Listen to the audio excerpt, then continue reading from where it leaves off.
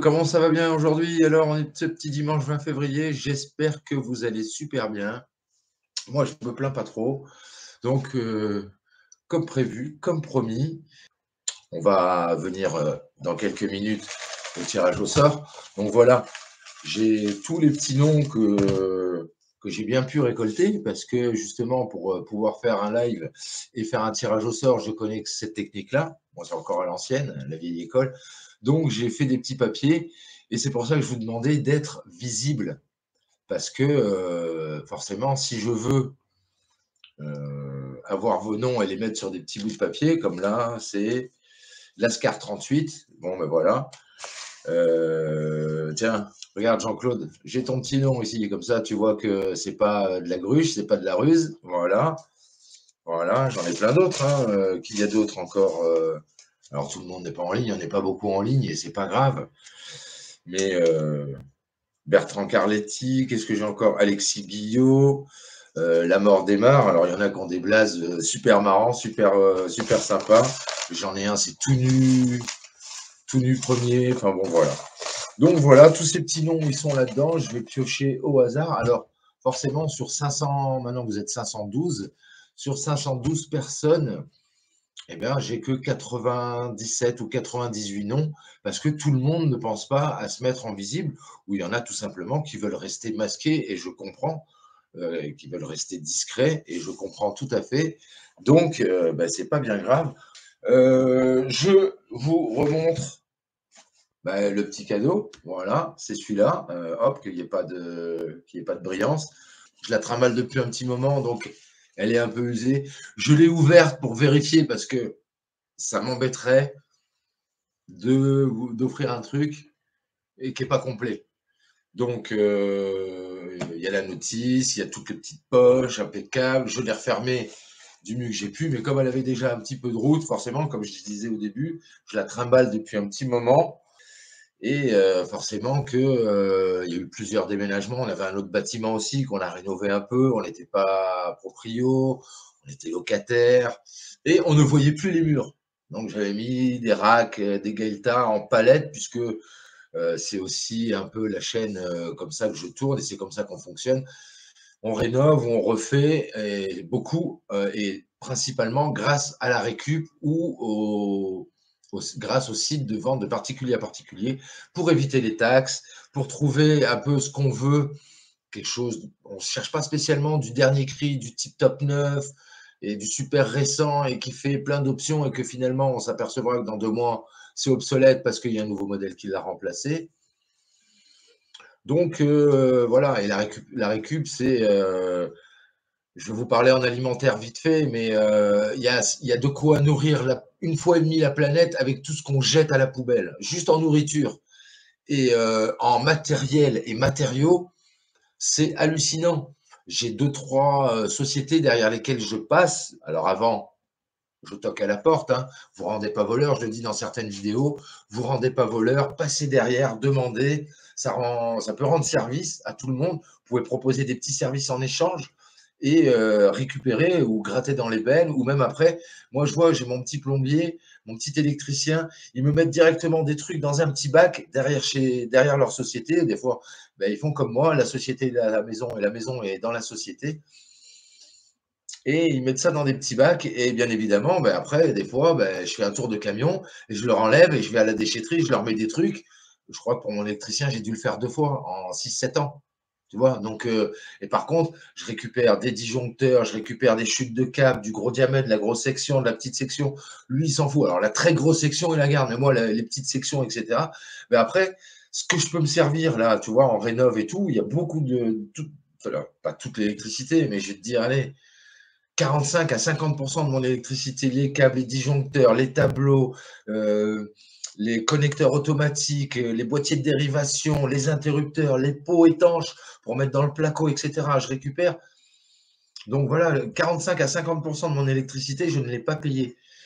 Voilà, donc la récup, c'est hyper important. Là, je suis encore passé devant une benne, il y a quoi? Il y a 15 jours. Je suis passé devant une benne où ils étaient en train de démonter un petit boui-boui, là où c'est du rachat à revente de véhicules. C'était plein de rails, plein de laine de verre, plein de montants, hein. Il y avait même du parquet flottant. J'ai récupéré, alors pareil, je me suis arrêté, j'ai demandé gentiment. Et des fois, ça les arrange parce que les bennes de chantier, ce qu'il faut comprendre, c'est que, un, ils louent la benne, la société qui fait le chantier, X ou Y, ou même toi. Un, ils louent la benne.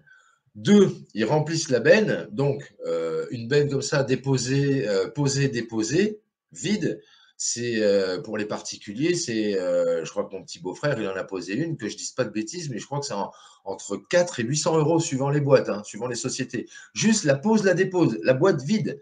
Et après, ils vont te facturer le poids que tu as mis dans cette benne. Donc, si tu mets du tout venant, des meubles, des conneries, des machins, des rails, du placo, bon, c'est pas trop lourd. Dès que tu commences à démonter une maison, mettre des parpaings, des briques, de la pierre de taille, etc., ça va te coûter une fortune. Donc, ils grattent sur les deux tableaux, c'est-à-dire que eux, c'est normal, ils te font payer le poids des matériaux parce que certains, ils vont pas pouvoir les recycler. Genre la pierre et tout ça, ils vont être obligés d'aller balancer ça, soit dans une déchetterie, soit dans un remblai. Il faut savoir que beaucoup de choses sont enfouies, hein. On nous dit qu'on recycle, on recycle, on recycle. Il y a beaucoup de choses qui ne sont pas incinérables ou pas retraitable ou pas dépiotable et réutilisable. Donc, on creuse dans la terre, voilà, jusqu'à ce que les camions qui peuvent porter 40 ou 50 tonnes soient grands comme ça, grands comme un briquet. Quand tu regardes en bas, on ne les voit plus. Et après, les camions, eh ben, ils viennent déverser, déverser, déverser, déverser des millions de tonnes chaque année dans des trous partout sur la planète. Alors, nous, on les enfouit. Je ne sais pas si c'est mieux que de les laisser à ciel ouvert. Mais voilà, donc c'est pour ça qu'il faut essayer au maximum. Alors, si tu peux, fais-le. Si tu peux pas et que tu as pas confiance, voilà, ben achète. Mais vois les sites de particulier à particulier. Je vais pas te donner les noms. J'évite de faire de la pub. Ils en ont assez. Ils se gavent assez comme ça. Ils se remplissent assez les poches. Je vous parlais de cette petite benne, j'ai récupéré l'équivalent de 3 bottes de montant. Donc moi, je suis en pleine rénov. Alors c'est pas pour tout de suite, mais ça va me servir. Donc j'ai récupéré 3 bottes de montant. J'ai pas récupéré de laine de verre parce qu'il pleuvait et qu'à faire sécher, c'est une vraie galère. Puis c'était de la laine de verre feutrée, c'était des vieux modèles. Alors même dans la récup après, on devient pointilleux. On ne veut pas récupérer de la merde non plus. Si c'est dans la benne, c'est qu'il y a une raison. Après, voilà, il faut trier, il faut faire attention à ce qu'il y a. Mais voilà, mon petit électricien, mon petit plombier aussi, je passe derrière chez le petit plombier.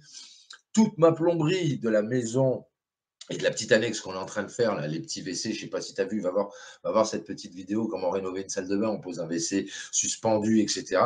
Toute la plomberie, que ce soit PER, les tubes PVC en 100, en 32, en 50, en 40, j'en ai des caisses et des caisses pleines en 100. Je pourrais faire 2 ou 3 maisons avec 2 WC, 2 salles de bain et 2 cuisines, mais presque. Pour le tirage au sort, les petits loups, on va s'en occuper. Ouais, je vous donne des petites techniques, des petites astuces pour faire plus d'économies, pour gagner de l'argent finalement, ou disons moins en dépenser. Donc toute ma plomberie, quasi, ben, oui, allez, 75-80% de ma plomberie, je ne la payerai pas. Voilà. La colle, jusqu'à la colle. Le petit plombier, il me laisse des pots de colle parce que voilà, et c'est comme ça, aujourd'hui, c'est un monde de consommation. On consomme, c'est le consumérisme à mort, à mort, à mort. Faut que ça tourne, faut que ça produise. Et on n'en a rien à foutre de s'il n'y a plus, il y a plus de ressources, etc. Enfin, et pour produire, il faut beaucoup d'eau, il faut beaucoup de matières premières, etc. Du pétrole, parce que les 3 quarts des trucs, tout est en plastoc maintenant, donc tout est en pétrole. Donc c'est infernal. Mais si tu peux recycler au maximum, tu vois, dans la maison, on a refait cette toiture, je ne vais pas tarder à la poster cette vidéo, on a fait la toiture au-dessus de ce petit bureau pour l'instant qui est un bureau, qui va devenir un dressing et une arrière-cuisine, puisqu'on a grandi. Et ça sera d'autres vidéos, tu vas voir au fur et à mesure. Puis ça, c'est long. Le montage, la post-production, tout ça, savoir ce qu'il faut mettre, ce qu'il ne faut pas mettre, parce que plus ça va, plus les gens ils veulent tout savoir sans payer et dans 1 minute et demie de vidéo, c'est pas possible, à part faire du time-lapse, mais sinon, c'est pas possible. Donc, la toiture de toute cette petite maison, les poutres de récup, parce qu'on est en train de déconstruire la maison qui est près d'une départementale très passagère. On n'a pas envie de se retrouver avec un camion sur les genoux à 2 heures du matin. Parce que j'ai récupéré les poutres Et on les a mis là au-dessus, on a changé les poutres et c'était en fibrociment, donc on s'est masqué un petit peu pour se protéger quand même. On a viré le fibrociment et la tôle de récupération, j'ai récupéré 90 mètres carrés, enfin non, 120, mais je m'en suis servi à un autre endroit aussi. Mais j'ai récupéré 120 mètres carrés de tôle de bardage. Donc c'est de la récup, c'est super sympa. Et moi, ça m'a aidé à refaire ma toiture. Donc j'ai une toiture neuve pour zéro, juste la main-d'œuvre. Alors forcément, la main-d'œuvre, tu t'inspires. C'est pas la, comme je dis dans ma présentation, c'est pas la science infuse chez nous. On n'a pas le savoir absolu et la connaissance ultime. On s'en balèque, on sait très bien que c'est pas possible. Mais voilà. Ah là, ça t'intéresse. Ah, les chiffres ils montent là. Ah, les chiffres ils montent. Attention, on va faire le tirage au sort. Ouh là là. Ah, les chiffres ils montent. Allez, bon. Alors attends, je vais incliner un petit peu, que tu vois qu'il n'y ait pas de gruge, parce que je ne voudrais pas qu'on me taxe de tricheur, j'ai horreur de ça. Ni tricheur, ni voleur, ni menteur, j'ai horreur de ça. Donc je ne vais pas regarder non plus. Voilà, alors je me désolidarise bien. Je vais en prendre un au hasard. Putain, il devrait y avoir 50 000 personnes là qui regardent. Hein, alors. Allez, hop, on désolidarise. Je prends le premier et il s'agit de... Alors, il s'agit de Hervé Ariag. Voilà, je lis à l'envers. Hervé Ariag. Voilà les petits loups, c'est le premier tirage au sort. Hervé Ariag. Voilà. Eh bien, bravo, félicitations, mon petit loup. Son petit nom, là, Hervé, ben, je vais, oui, là, comme ça, je vais quand même le remettre dans la petite boîte ici, parce qu'il y a un deuxième tirage au sort. Alors, pas tout de suite, non, désolé les petits loups, pas tout de suite, mais pour les 1000 abonnés. Et donc, je remets son petit nom dedans, voilà. Ça, cette petite boîte, je vais la garder, je vais la refermer. Et je rajouterai ben, les gens qui seront abonnés jusqu'à 1000, plus ceux-là, ceux qui seront visibles. C'est pour ça que je vous le dis, si vous vous abonnez, soyez visibles. Donc voilà les petits loups, eh bien écoutez, je vous remercie encore beaucoup pour tous ceux qui s'abonnent, tous ceux qui me laissent, et même pour tous les autres, je vous remercie ne serait-ce que tout simplement de regarder mes contenus. Prenez bien votre temps, les travaux, c'est chronophage, ça prend un temps phénoménal, mais quand on veut bien faire, il faut prendre le temps, il faut se renseigner, et quand tu achètes et que tu rénoves, prends le temps. Te dépêche pas de tout casser ou de vite plaquer, machin, nani, nana, faire vite comme ça. Parce que tu vas te mordre les doigts après, parce que tu vas te dire, merde, si j'avais su, putain, ah, j'aurais grandi là, ou j'aurais fait ça comme ça, ou j'aurais disposé mes pièces comme ça. Ah merde, j'aurais dû mettre une prise là. Ah, j'aurais dû mettre une ouverture là. Ah là, un va-et-vient. Ah là, une prise pour USB. Ah merde. Et puis, une fois que c'est fait, bah, tout redéfaire. Surtout quand tu as un petit 100 mètres, même un petit 100 mètres carrés à refaire. Hein. C'est chronophage. Donc, prenez bien le temps de faire vos travaux, les petits loups. N'hésitez pas à me demander des petits conseils. Si je peux vous les donner avec grand plaisir, je vous les donnerai. Et puis, pensez à la récup. Voilà, c'est hyper important. Je vous embrasse bien fort. Je vous dis à très bientôt. Prochaine vidéo dimanche prochain. On refait la toiture de cette petite maisonnette. Enfin, il y a quand même 90 mètres carrés. Et comme je le dis toujours, sois inventif, sois créatif, sois ingénieux. Surtout, restez-le et prenez bien votre temps pour passer un super bon dimanche. Salut les petits loups!